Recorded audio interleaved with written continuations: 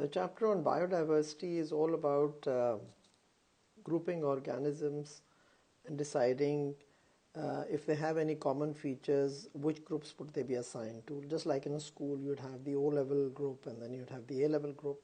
So similarly in biology, in biodiversity, we talk about all living organisms being grouped into the first category, the first hierarchy, which we say is the domain. So in the domain, what we have to understand is that all living organisms can be put into three categories. Number one, bacteria. Number two, archaea. And number three, eukaryotes. So every living organism, whether it's a plant or a unicellular or a multicellular, that's immaterial. But the three major groups that we have of all living organisms is number one, bacteria, number two, archaea, and number three, eukaryotes. So every living thing, if it's a tiny thing or a big thing, it's not the size which matters, it's which group does it go into. So for all of us to remember it, we can make some sort of a mnemonic of it, A, B, E. So A is archaea, B is bacteria, and E is eukaryotes. Now basically there is the first difference which I talk about is eukaryotes have a proper nucleus, while archaea and bacteria there is no proper nucleus, so there is no nucleus. But they have DNA, but they do not have a proper nuclear membrane, or we say a proper nucleus. The domains are then further grouped, and then we have the kingdom, phylum. So these are the mnemonics which we have for them to remember them, because you've got to remember them. So K is for kingdom, P is for phylum, C is for class, O is for order. And then there is something that I missed out here, family. So that comes in here. So order, then family, then genus. The last one is species. So you have to remember this. You please pause the video here and please memorize this, because you will have to put this in the right order. So we've got these two different mnemonics for it. Kids prefer candy over fried green spinach. So K is for kingdom, P is for phylum, C is for class, then order, then family, and then genus, and then species. So we need to memorize this and we need to remember it for future reference. Now as you can see here, the human beings have been classified in the domain eukarya. Similarly, corn or maize which we eat, like have sweet corn, is also classified as eukarya. And then the kingdom is Animalia, and this is the kingdom Plantae. And phylum is Chordata, and phylum is Anthophyta. Then class is Mammalia, and this is a little difficult to pronounce, Liliopsida. Then order is primates, and this is a little difficult, Commelinelles. Then family, Hominidia and Poaceae. Then the genus is Homo, and this is Zea. The species would be Homo sapiens, and this will be Zea mays. So we have to understand is how we classify different organisms and how we have to remember these domain, kingdom, phylum, class, order, family, genus, and species. Now the first organism that we talk about is number one, it's prokaryotes. So prokaryotes, one of the examples of prokaryotes is bacteria, the other example is archaea. Now bacteria or archaea both are unicellular. They do not have a proper nucleus, means they do not have a proper nuclear membrane. They have a circular DNA, but there are no histones. So DNA is present, but there are no histone proteins around which the DNA is wrapped. Plasmids are often present, not always present. I said often present. There are no membrane-bound organelles, means there is no mitochondria, there is no chloroplasts, there is no Golgi body, there is no endoplasmic reticulum. Then the ribosomes are 70S, which of course are also found in mitochondria and chloroplasts. The cell wall is made up of peptidoglycan, it's not cellulose. And the cells divide by binary fission, not by mitosis. So basically bacteria are called prokaryotes, and the important thing is they're unicellular, so there will be no tissues, no organs, no systems. And they come under the category of prokaryotes because we actually divide all the living organisms into two main categories, prokaryotes and eukaryotes. And then prokaryotes are further divided into bacteria and archaea. Now, if you look at the archaea, we find that they seem to be very similar to bacteria, but there are some very glaring differences. Number one, they, like the bacteria, have no organelles, which is no mitochondria, no chloroplasts. But here what we have, the second feature which is important to discuss, is that the circular DNA has histone proteins. So there is a circular DNA and it's wrapped around the histone proteins. So this is one of the main differences which we are talking about. Number two, plasmids are often present. I mean, they are less often present in bacteria, but they're more often present in archaea. Then the 70S ribosome, which is a common factor with the bacteria, but here the features of the ribosome are more towards the eukaryotic ribosomes. You see, on the ribosomes, translation occurs, and the enzymes responsible for translation are more like the eukaryotic ribosomes. Please remember, 70S ribosome is also present in mitochondria and chloroplasts, which are found in eukaryotes. And the other important feature, so this was one feature, this was second, this was the third feature, and the fourth feature is that there is no peptidoglycan in the cell wall. So there is no peptidoglycan in the cell wall. So this is another very important feature for us to remember, that archaea is not, the cell wall is present, but it is not peptidoglycan, which was very readily found in the bacterial cell wall. Then they divide by binary fission, which is a common feature with the bacteria. And the next feature, which is a slightly this thing, is that transcription has more eukaryotic features. Please remember, transcription is DNA to mRNA. And this usually takes place inside the nucleus in eukaryotes.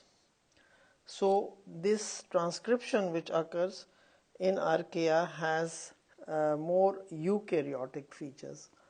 So this of course makes archaea into a separate category, and archaea and bacteria both are grouped into prokaryotes.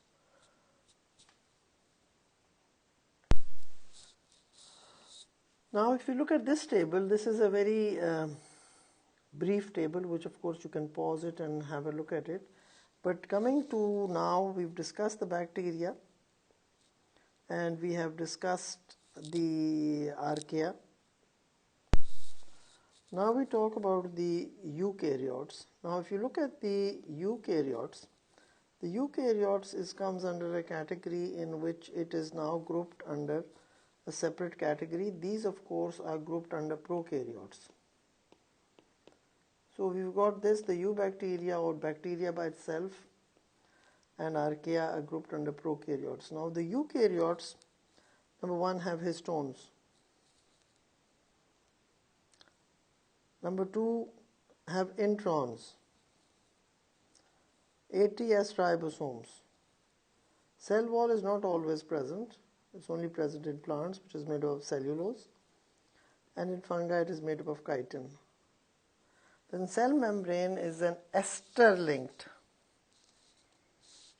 lipids with proteins. This is also ester. Now this is important, this is ether-linked lipids. So this is the main difference that we see between eukaryotes and prokaryotes. And eukaryotes, of course, then we have four different. So we have protoctist,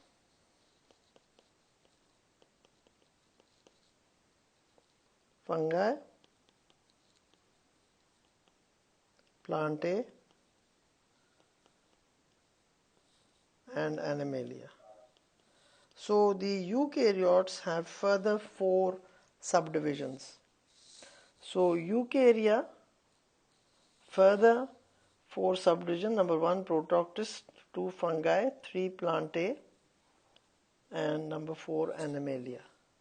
So animal, of course, you can think of anything: humans, lizards, monkeys, elephants. Plants, you can think of a mango tree, a rose bush. Now fungi can be of 2 types. They can either be unicellular like yeast, and multicellular like mushrooms. Protoctis are all unicellular. So once again, Protoctis unicellular. Fungi, some unicellular. Some are unicellular, some like mushrooms are multicellular. Some are unicellular like yeast, which we use when we are making pizzas. Then plants are all multicellular and animals are all multicellular. Now coming to Protoctista, they are mostly single-celled and they are eukaryotes, which means they would have a proper nucleus. Now as they are mostly single-celled, so you would not see any tissues or organs or systems, and they are usually found single-celled or in groups of cells. But they are similar cells. Now the 2 divisions that we have in Protoctis are those which are animals. I usually say they're called unicellular animals, but I don't think that is properly worded. Those would be classified as protozoa. Zoo means animals, so protozoa. And Plasmodium is one of the examples of a protozoa, which causes malaria, which you've studied in the AS level. Then the other is a unicellular, and that's an algae. Algae are those which are found growing on big ponds and where there's a lot of cows, where there's a lot of nitrate in it, and the cows swim in it, so then this nitrate results in the growth of algae on the surface, and that's that very lush green color which occurs on the surface of these waters. So algae would be a unicellular, but it has a cellulose cell wall, and it would have a chloroplast, and it would have a nucleus with chromosomes in it. So it would also have mitochondria, it would also have the endoplasmic reticulum and the Golgi body. So all this will be present because this is a eukaryote. Eukaryote means that it has a nucleus and it has the membrane-bound organelles. So it would have mitochondria in it, it would have the Golgi in it. These, of course, will be present in all Protoctistas. Now coming to fungi eukaryotic. Please remember, fungi might be green or blue in color, but they do not contain any chlorophyll. So there is no chlorophyll. They cannot photosynthesize. They are not autotrophs. They cannot make their own food. They are basically heterotrophs, meaning that they release enzymes which will digest either a dead matter or a living matter, because they can be parasitic or saprophytic. So they will release enzymes, digest it, and then the products of digestion will be absorbed. They reproduce by spores, and they have a cell wall which is not made up of cellulose but is made up of chitin. They never have cilia or flagella. Then some of them are unicellular. Others have thread-like structures which are called hyphae, and all these hyphae together are called mycelium. So fungi, different examples. We have yeast, which is unicellular, and then we have mushroom, which has these hyphae and it is not unicellular. Then we come to the kingdom Plantae. Now the kingdom Plantae are usually multicellular, they're always multicellular. They will naturally, if they're multicellular, they're from cells, then cells will form tissues and then organs. Now all plants have chloroplasts, but all cells do not have chloroplasts, like the roots do not have any chloroplasts. So all plants have autotrophic nutrition, means that they can make their own food. So for they make their own food, they have to have chloroplasts, because chloroplasts are going to convert light energy to chemical energy. So they can photosynthesize. Most of the cells have large vacuoles, and these are permanent vacuoles. Then the cell wall is made up of cellulose. Occasionally they may have flagella, very occasionally. And the examples are, of course, a mango tree or a rose bush or a oak tree. So you have many examples of plants and you see them every day. So Plantae. The last kingdom that we talk about is Animalia. Animalia are all multicellular, and this of course comes under the heading of eukaryotes. As they are multicellular, they would definitely be divided into tissues and organs. They cannot photosynthesize, so they are not autotrophs, so no photosynthesis. The cell vacuoles may be present in some cells, and they're small and they're temporary.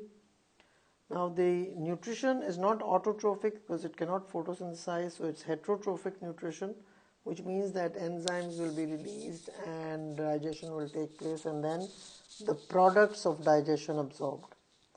They do not have a cell wall, no cell wall present, so there's only going to be a cell membrane and cytoplasm and all the organelles in it, which is mitochondria, endoplasmic reticulum and Golgi. Then they communicate by a nervous system. Their communication with keeping the body intact is the nervous system, which of course prevents damage to their bodies as well. It's like we touch something hot and we withdraw our hand. And sometimes some of them could have cilia and flagella. So this is the last kingdom that we talked about, and that's Animalia. And that finishes the